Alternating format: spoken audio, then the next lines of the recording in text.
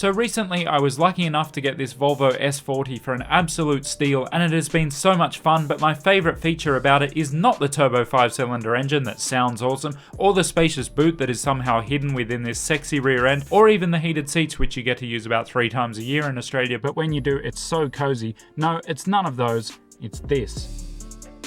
This video is about language learning and in particular about breaking bad habits, but in order to make those points I need to go via a few different places, so let's go.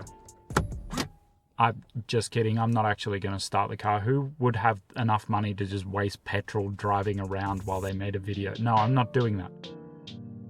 But the car thing is 100% real. I did actually buy a fast Volvo, and it probably is indirectly a result of learning Swedish, because in Australia it's considered risky to buy European cars. They're thought of, rightly or wrongly, as being more expensive to maintain and service and less reliable in general than Asian cars. So my lifestyle being what it is, and let's not be coy about it, that is cheap, I would never have even looked at Volvos if it weren't for the fact that for the last 2 years I've been immersed in media where you can't avoid them. Like, you won't get through a Swedish book or series without some casual mention of a Volvo. Cop cars are Volvos over there, you just can't avoid it. But before all of this, before I bought this car, I was on like a 3-month hiatus from making videos. People were asking where I was, etc.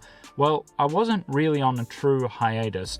I was doing some other projects which are sort of vaguely language learning related, but I was also making a video. I was building this really cool home theater in a little nook in my office that's really tucked away and doesn't get in the way of anything. And just because I wanted to, I'd made a video about it, and it's on my other channel. I'll put the link in the description. I genuinely think it is one of my more entertaining videos. Just go and watch it. So anyway, I had built this awesome home theater. It was great. I was watching a lot of Swedish stuff on it. I was watching English stuff with Swedish subtitles. I was just enjoying it and keeping my Swedish up at the same time. But the problem is that when I watch things, no matter what language they are in, I tend to eat junk. I've eaten junk basically my whole life.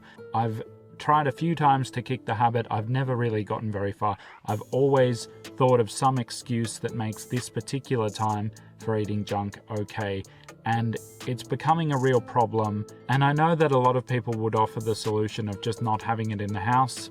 It's fine if you live by yourself, but it's not really fair to my wife and kids to say you guys can never have chocolate or biscuits or chips because I will be tempted by that. But this car has helped me to think of a solution. Now, it's far from perfect, but it's a step in the right direction. I was out running one day because, yes, I run, but then I often consume about 10 times as much energy as what I just burned in the snacks I eat. I never said it made sense.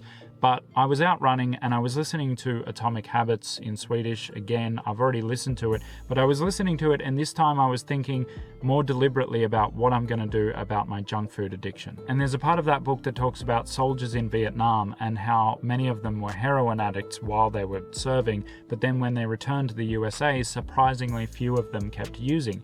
And the conclusion drawn from that was that addictions, even really strong ones like heroin, were much more based in the environment and access than had previously been thought. Now, the access thing I've mentioned already, but even if we didn't have junk food in the house, I live like 5 minutes from a 24-hour supermarket. So I started thinking a little bit about the environment in which I consume junk food, and I realized that I look forward to settling the kids down for the night and then going and watching something, whether it be in Swedish or English, and I associate that time with tasty food. But if I do something else, like reading a book or even just watching YouTube but on my phone, that means I'll sit somewhere else and I won't always grab a snack. Sometimes I will, but sometimes I don't even think of it. By the way, I'm now putting extended versions of every single video, including this one right here, on Patreon, so my supporters have access to that, plus interviews with high-level language learners, pieces of writing. There's now over 100 posts on there in total, so thanks heaps to my supporters on Patreon.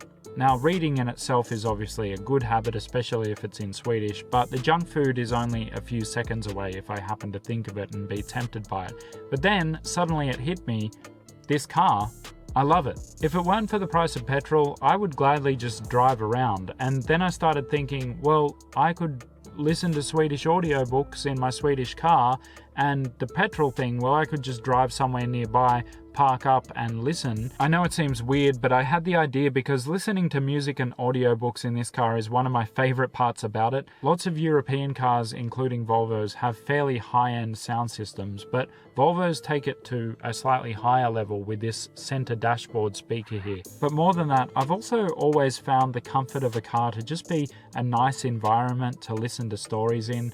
You just, like, somehow the pressures of the outside world just seem less present when you're just listening to something in your car, particularly if it's raining. I think you guys know what I mean. When it's nice and cold and there's rain, but you're also listening to this story. It's sort of cozy. Now, for breaking the junk food habit, I think it's quite a good solution because it also cuts off my access. Like, obviously, if I don't bring any junk food with me, then I can't eat it. But it's also just so appealing to me to sit in a car at night and listen to a story told to you.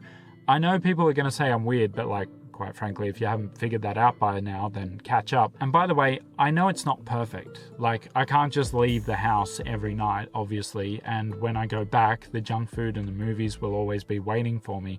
But what I'm trying to do is break the cycle, right? Break the association that this is what I do every night after dinner and my kids are in bed. And if I get 2 nights a week that are junk free instead of just every night eating junk, then that's an improvement, right? And that's what you should always be going for. You shouldn't be looking for perfection. If you aim for perfection, you won't even improve. If you aim for an improvement, you might. If you're trying to build a habit of, say, 30 minutes a day of listening to your target language and you're struggling with that because other apps on your phone distract you or whatever, then try changing the environment and the context in which you listen. Like, try putting your phone in a pencil case and then putting that pencil case in a backpack and then go for a walk. Or maybe investigate an MP3 player which you can listen to podcasts on but not have access to social media. Or if you have a car and you're trying to, say, build a habit of reading, then just drive like 3 blocks away from your house and take only the book. Don't take anything but your keys and the book, and just tell yourself that when you've read 2 chapters, you can go back home. There's always something you can do. That's what I'm saying. I don't struggle to immerse in a foreign language. It's just not a habit that I struggle to do. I've got that habit already and I can keep it up easily. But I do struggle with eating junk food. I do it way too much, and I'm just putting something in place to try and break the cycle, to upset that rhythm. It's a small thing, obviously, but it's something. And I also feel like talking about it in this video is something, because now that you guys know why I've put on weight since I started YouTube almost 4 years ago, I feel more motivated to eat more healthily so that it'll hopefully be visible in future videos. This particular bad habit is my personal one, and it's something that I'm working to throw off the rhythm, working to try to move in the right direction. There's a lot of work to be done, but so far, this is working better. Now, if you haven't read or listened to Atomic Habits, I do recommend it, particularly if it's available in your target language, then I highly recommend it.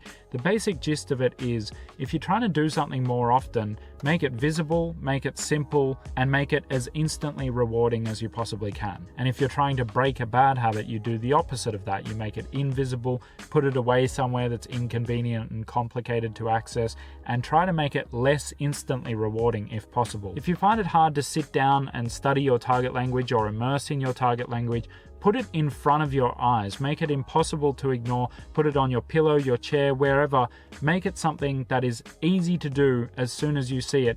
And if you find that certain things are distracting you and taking you away from that, take 5 minutes and write down a list of what those things are and what you can possibly do about those things. Can you put your phone somewhere that you can't get at? This will make your life better. It doesn't matter where you are, what habits you have, good or bad. Anything that you can do that will make the good habits easier to execute and the bad habits harder to execute, that will improve your life. Now, if you're a regular here and you're thinking, oh great, has this channel just become about cars now?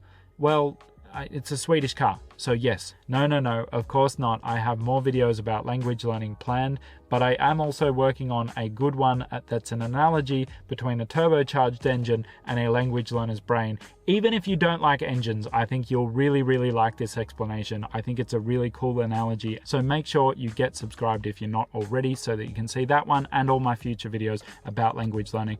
Cool, and now we actually are going somewhere. Swedish power.